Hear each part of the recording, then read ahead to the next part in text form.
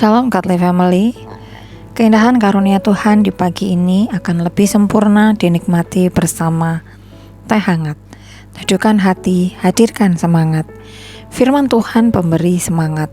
Firman Tuhan pagi ini terambil dari surat 1 Korintus pasal yang ke-14 ayat yang ke-40. Segala sesuatu harus berlangsung dengan sopan dan teratur. Godly Family yang terkasih, sebenarnya apa yang ingin dikatakan Paulus dengan berlangsung dengan sopan dan teratur? Ternyata Paulus menemukan berbagai kegiatan pelayanan yang dilakukan dengan bebas, sekehendak hati. Setiap orang menganggap dirinya benar. Ini yang menjadi masalah besar.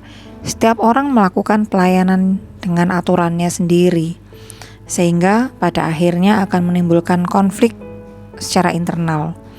Cara melayani seseorang yang dianggap baik oleh mereka ternyata dianggap tidak baik oleh orang lain.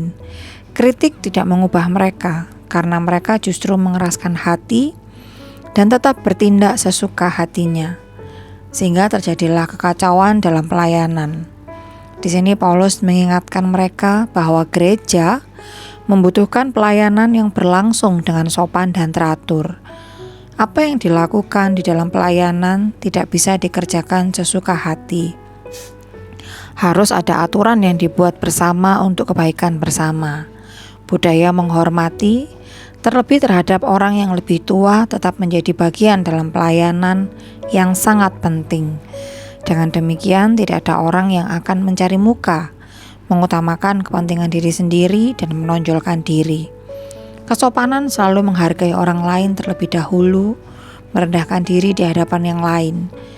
Paulus menegur jemaat Korintus agar mereka tidak hanya melayani dengan sopan, tetapi juga dengan teratur, yang artinya semua bentuk pelayanan harus ada aturan mainnya. Ia mengingatkan tentang karunia-karunia pelayanan, yang salah satunya adalah bahasa lidah.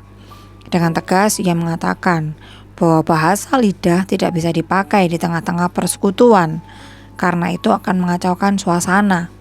Ada aturan yang harus ditaati dengan baik jika jemaat merindukan persekutuan yang berjalan dengan teratur. Yang harus kita ingat bahwa persekutuan itu bertujuan untuk saling membangun dan saling menguatkan satu dengan yang lain, bukan untuk mencari kesombongan. Persekutuan itu adalah perjumpaan kita dengan Tuhan. Di dalam persekutuan, Tuhan menyapa kita di dalam kasih karunia-Nya. Dalam hidup kita mungkin bisa mengatasnamakan kesibukan, pekerjaan, dan sebagainya untuk meniadakan waktu yang indah dalam hadirat Tuhan.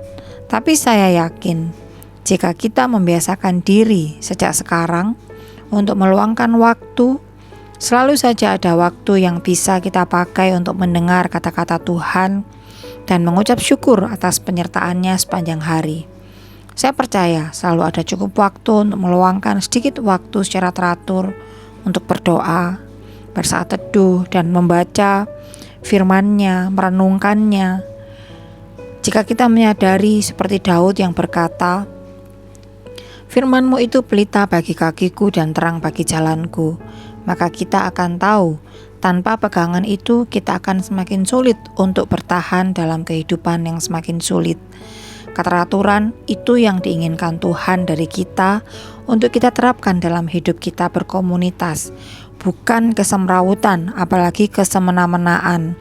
Tetapi segala sesuatu harus berlangsung dengan sopan dan teratur.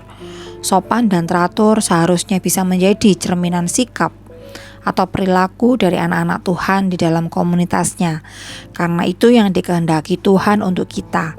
Mari kita bersama-sama menerapkan dalam kehidupan kita sehari-hari.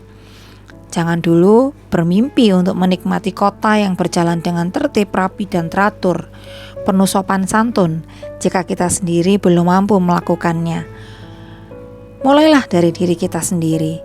Mari kita melatih diri untuk melakukannya. Betapa indahnya jika segalanya berjalan dengan teratur, dan itu bisa dimulai dari diri kita. Mari kita berdoa. Tuhan, kami ucap syukur untuk firman yang kami renungkan pagi ini. Ajar kami ya Tuhan, untuk kami bisa menerapkan hidup yang teratur, hidup yang sopan di dalam komunitas kami. Tolong kami, ingatkan kami ya Tuhan. Terima kasih ya Tuhan. Kami akan melanjutkan aktivitas kami hari ini. Kiranya Tuhan tolong dan Tuhan pimpin. Dalam nama Tuhan Yesus, kami berdoa mengucap syukur. Amin.